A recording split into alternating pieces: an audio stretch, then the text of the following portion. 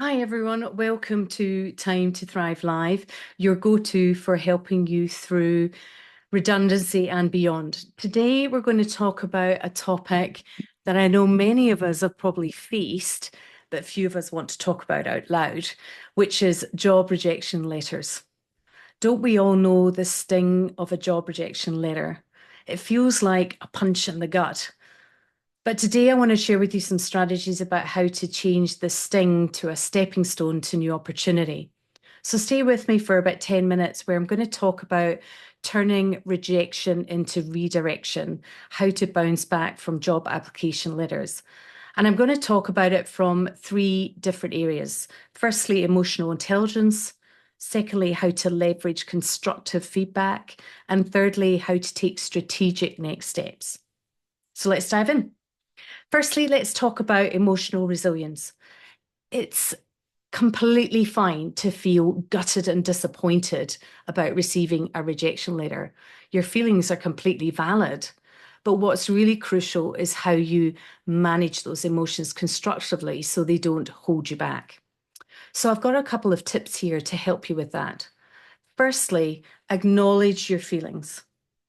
It's actually okay to take some time to process your disappointment, whether it's taking some time out, spending time with some friends, going out for a coffee, journaling, whatever it is, do take that time because acknowledging your feelings is important first step to overcoming those emotions.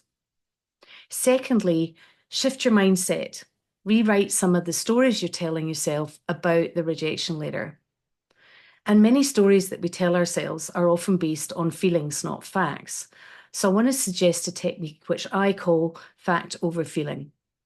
And this is about how you look at the story you're telling yourself when you get your rejection letter and look at it from the facts, not the feelings. So here's an example. You get your rejection letter and you're thinking, well, obviously I'm not very good at my job. I didn't do the interview well. I didn't present myself well. Clearly all the self-doubt starts to come in and fester and doesn't allow you to move forward. So ask yourself some basic questions like, did I meet the job criteria? Yes. Well, that's good. Doesn't mean that you're not good at your job. Secondly, did I do my best in the interview? Yes. And that should tell you that you're aiming to do your best in every interview is a good thing. It's not about necessarily your capability, it's about your motivation. Thirdly, are there areas where I could improve in my interview? Yes, but we all can. It's a journey of growth. It doesn't necessarily mean that you're bad in terms of where you're at. Ask yourself from the feedback, was there somebody who had simply more experience that maybe potentially got the role? So when they feedback to you, maybe you didn't have enough experience. Think about it as I don't have enough experience yet. It doesn't necessarily mean that I'm not capable now. And then the last question is, was there something fundamentally wrong with my application that they've signaled? If the answer to that is no, then it's not necessarily about a fundamental flaw in your capability. It might be so many other factors, like someone else has maybe just performed better in the interview and maybe has more experience. So don't let that create self-doubt in your mind. Don't wallow in that. Look at some of the positives as well as the areas to improve and reframe the story. The other thing I want to share with you is a saying that my mum has, which is, what's for you won't go by you. And I do believe that.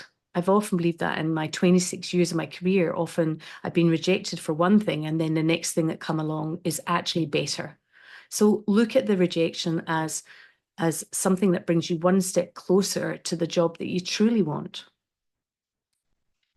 And then the third thing is practice self-care. Maintaining a good routine that boosts your mood is really important because having a healthy body maintains a really resilient mind. So whether it's exercise, going out with your friends, whatever it is, make sure you keep that routine. Don't wallow on the couch because that will not maintain a really good healthy mind. Okay, so that's the first tip. How do we maintain emotional resilience? The second one is, how do you leverage the gold nuggets of feedback constructively to prepare yourself for the next opportunity? So the first thing is Seek feedback. If you haven't received feedback, ask for it. If you ask for feedback politely, it shows your professionalism and your growth mindset. Secondly, identify the patterns in the feedback that you're getting in either the rejection letter itself or a number of rejection letters. Look at it both positively and negatively. What are the things that you want to keep and keep reinforcing in your application and interview? What are the areas where you could improve? Are there certain skills they've highlighted or certain ways you presented yourself in your application that you could improve? And then thirdly, act on it. So go out and look for, if it's a skills development focus area, then look at workshops, YouTube tutorials, webinars that you can go and attend.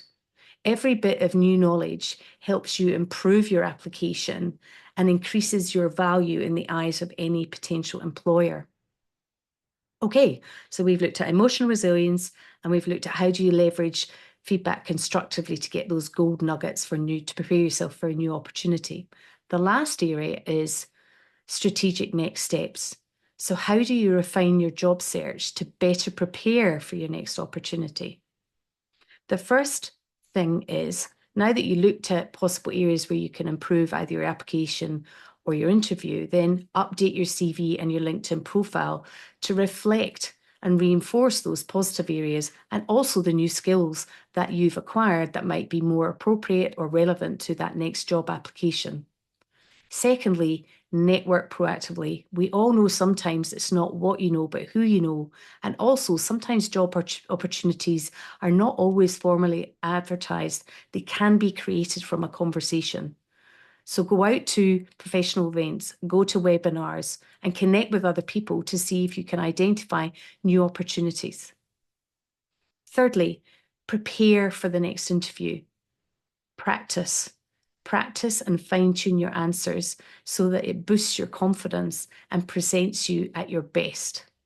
If you're looking for more tips on that, my last week's Time to Thrive Live was on Nail That Interview. So go back in and have a listen to that video. And then finally, stay organized.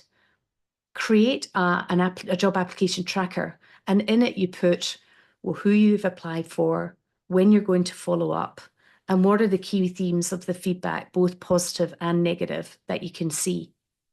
This will help you maintain a structured approach and help you to stay motivated.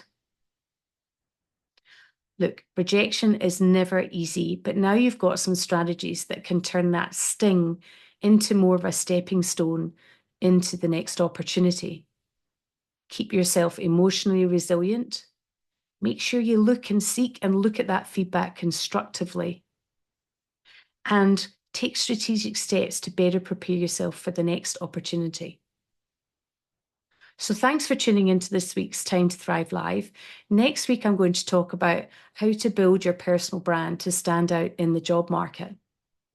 And don't forget, in this group, you can also access my free information guide on how to thrive through redundancy and bounce back. Until then, you take care of yourselves, and I'll see you next week.